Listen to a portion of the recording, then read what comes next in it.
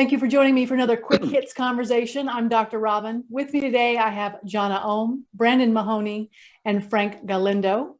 And today I would like to talk about, does banning work communications outside working hours, whatever that means, limit flexibility and being able to work across time zones? Frank, can you kick us off? Absolutely. And I think you did a great job there by saying exactly what does that mean? Because working hours now have become really blurred. What are working hours now? Now that we're working from home, people are renting places in other parts of the world, other parts of the country, and working hours that go way beyond the 8 to 5, either before or after. And so it's become, at one point, it was a good conversation. Now it's a double-edged sword, because how do you gauge and say, well, you can shut down at X amount of time? Well, I had to take a 2-hour break during the day because of the flexibility to take my child to the doctor. So I'm going to make up those 2 hours from 5 to 7. So to have some kind of a blanket application, whether it's within a company or illegal, there's legislation. I don't know if you guys have read about legislation in Germany, Ireland, and the UK about that and what they're trying to do. Capping it, how do you cap it? And to throw in the whole conversation of around the world globally, when you have multinationals, what do you do there? It's not a cookie cutter answer. I appreciate the term cookie cutter, and I would like to examine the condition of the team in terms of this particular topic. I've had the privilege of working on a team that really clicked, that was really humming and really supporting each other.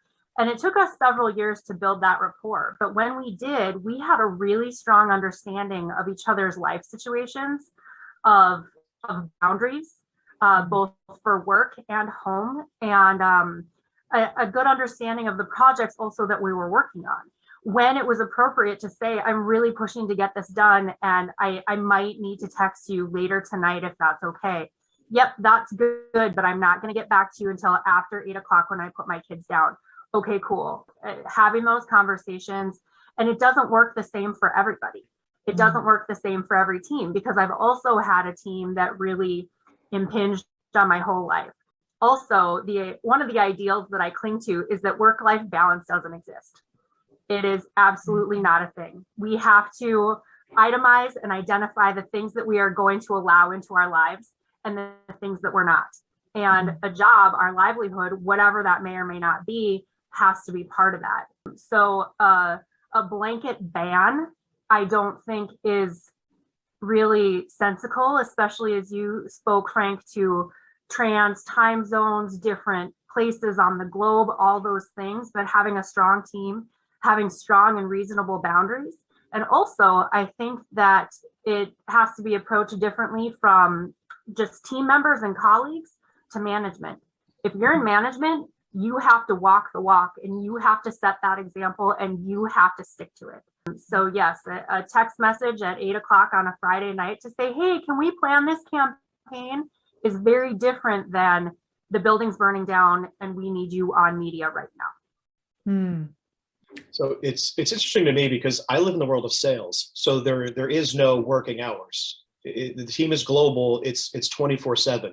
And so the idea of an organization that I'm working for saying, hey, at this time, communications shut down, I could never see that even happening. What it is to me, though, is I want my team to try as best as they can to have a work-life balance, despite how challenging and that may be. So what I do is I encourage them to say, hey, yes, you're expected to be online from this time to this time, but I understand, you're going to be thinking about your prospects. You're going to be thinking about your current customers.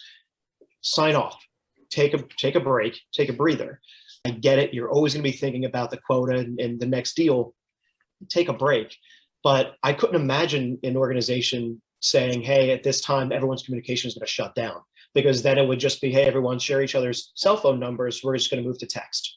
So yeah, I have a client whose company does turn off their email server at certain hours of the day and on weekends and that kind of thing. And what is happening is that people are still working and the emails are all queuing up. And so when they turn the server back on, it just floods, and it's definitely not stopping people from working.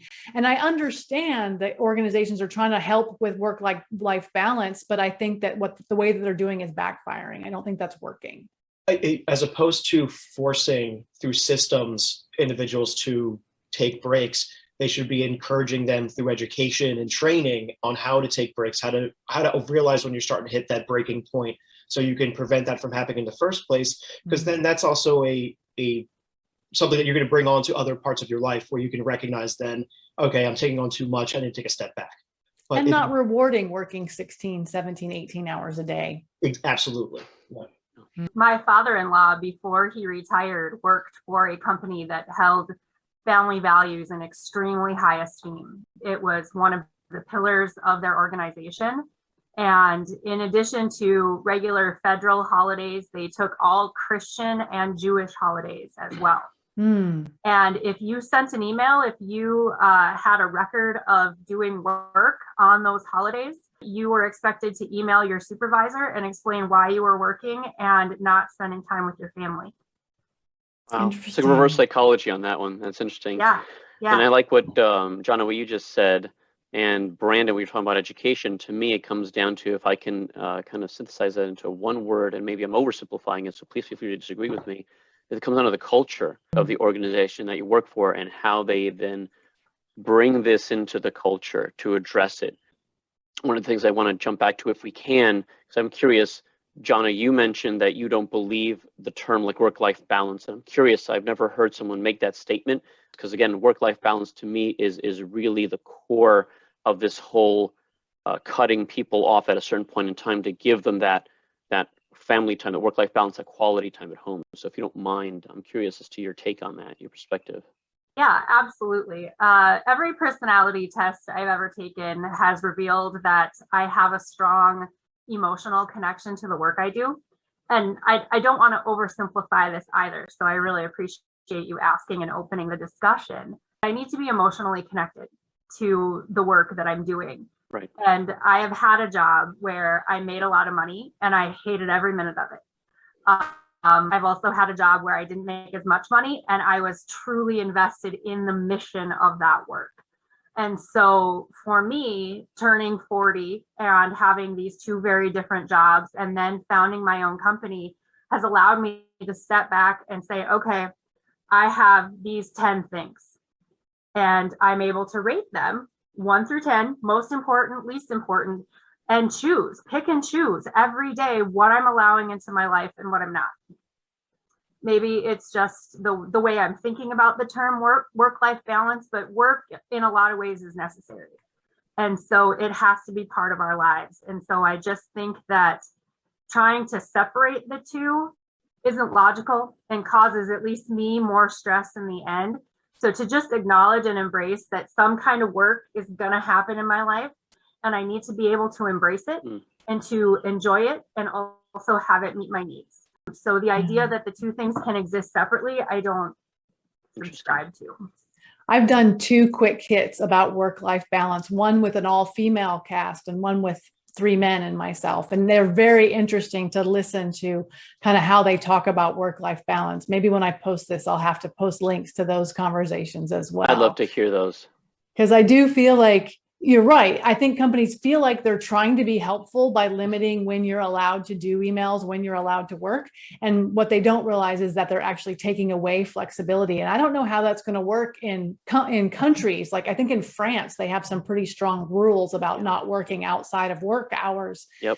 How does that work in a global economy?